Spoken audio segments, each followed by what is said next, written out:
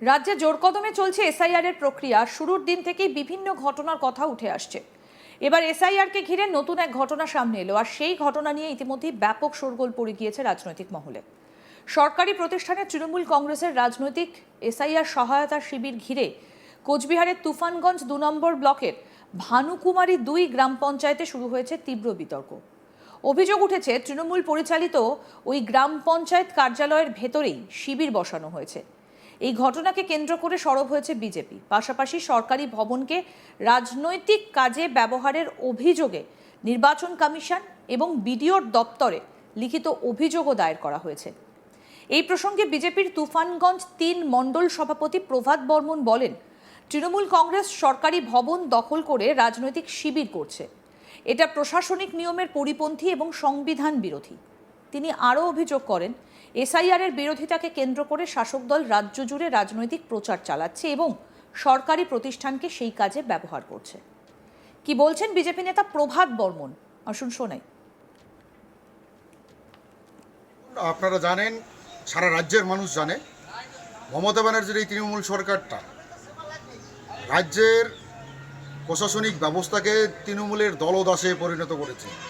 এটা সর্বক্ষেত্রে আমরা পরিলক্ষিত হয়েছে, আমরা দেখতে পাচ্ছি, মানুষ অনুভব, মানুষ ভুক্তভোগী।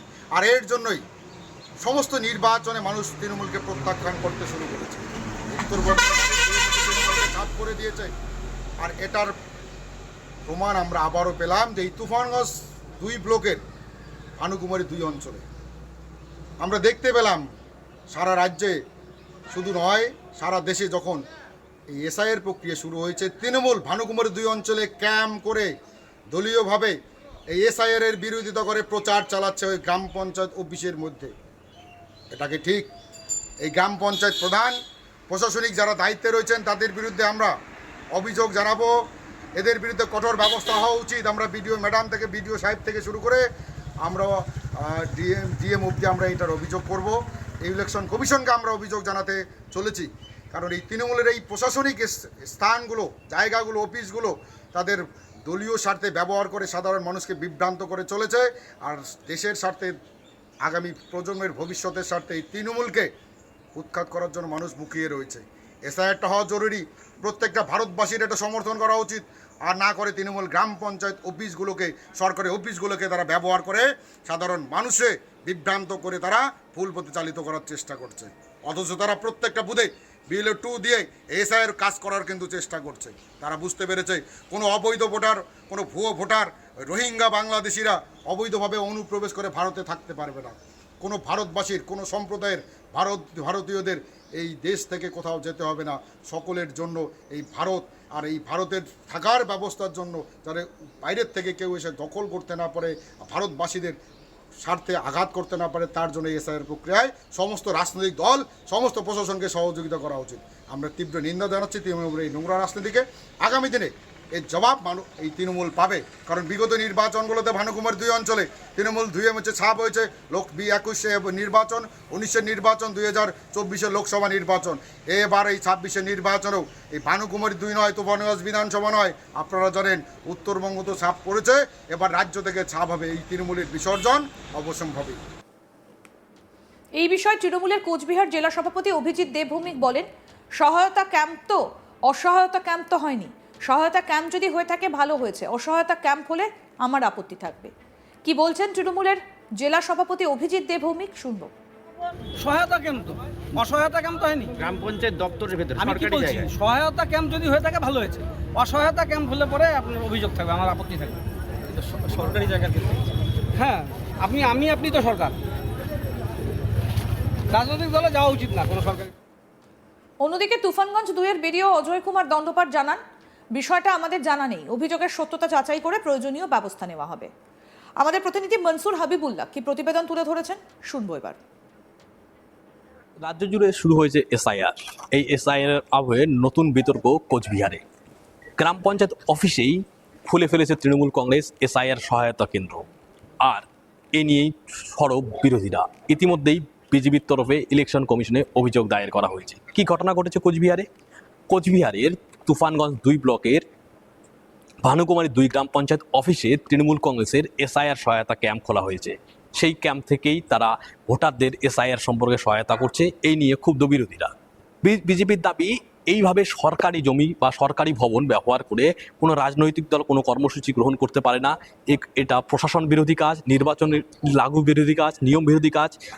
এইরকম কাজের বিরুদ্ধে তারা সোচ্চার হয়েছে এবং তারা ইলেকশন কমিশনের কাছে লিখিতভাবে এই বিষয়টি নিয়ে অভিযোগ জানিয়েছে। যদিও তৃণমূল কংগ্রেস বলেছে এটা এসআইআর এর সহায়তা ক্যাম্প, এতে সমস্যা কোথায়? অসহায়তা তো করা হচ্ছে না। তৃণমূল কোচবিহার জেলা সভাপতি অভিজিৎ দেব ভৌমিক এই বার্তায় দিয়েছেন সাংবাদিকদের সামনে। এই নিয়ে কিন্তু জল্পনা তুঙ্গে। এই বিষয়ে আমাদের কোচবিহারের এই এসআইআর এর বিষয়গুলিতে কিন্তু একের পর এক ঘটনা ঘটেছে। যেমন সরকারি অফিসে তৃণমূলের বিরুদ্ধে অভিযোগ উঠেছে সহায়তা ক্যাম্প কেন্দ্র খোলার, তেমনি মাথাভাঙায় আবার অভিযোগ উঠেছে বিজেপি BLA-2দের জুতোর মালা পরিয়ে দেওয়ার। প্রত্যেক ক্ষেত্রে তৃণমূল কংগ্রেস অভিযোগ কিন্তু অস্বীকার করেছে। রাজ্য জুড়ে বৈধ ভোটার খোঁজার জন্য অভিযান শুরু হয়েছে। এসআইআর 2002 সালের ভোটার তালিকায় নাম যাদের রয়েছে তাদের ম্যাচিং হয়ে যাচ্ছে এবং যাদের নাম নেই তাদের নাম, তাদের পরিবারের নাম, তাদের পিতামাতার নামের সঙ্গে লিঙ্কেজ করে করিয়ে কিন্তু কাজ চলছে। সেই কাজের কতটা অগ্রগতি হয়েছে বিভিন্ন বিষয়ে জানার জন্য কিন্তু এদিন কোচবিহারে এসেছেন নির্বাচনী কমিশনের কর্তারা। কোচবিহার জেলা প্রশাসনের শীর্ষ কর্তাদের সাথে তারা বৈঠক করছে। এইভাবেই চলছে কিন্তু কোচবিহারের এসআইআর এর অগ্রগতির কাজ। এসআইআর চালু হওয়ার প্রথম দিনেই কিন্তু আমরা তুলে ধরেছিলাম সাবেক বাংলাদেশি ছিটমহলগুলিকে থেকে BLO-দের ফিরিয়ে দিয়েছিল ছিটমহলের বাসিন্দারা। তারা দাবি করেছিল তাদের যে ফর্ম দেওয়া হচ্ছে সেই ফর্মে তারা নাগরিকত্ব পেয়েছে 2015 সালে, তার বিষয়ে কোনো তথ্য নেই। এটা যেমন বিতর্ক রয়েছে, তেমনি এসআইআর শুরু হওয়ার ফলে শীতলকুচি থেকে ধরা পড়েছে এক বাংলাদেশি একই নামে এক ভারতীয় ভোটারের নামে সে ফেক ভোটার আইডি কার্ড বানিয়েছিল। আমরা আরও দেখিয়েছি এসআইআর শুরু হওয়ার পরে মেখলিগঞ্জ থেকে একের পর এক অবৈধ ভোটাররা পালিয়ে যাচ্ছে, ভ্যানিশ হয়ে যাচ্ছে।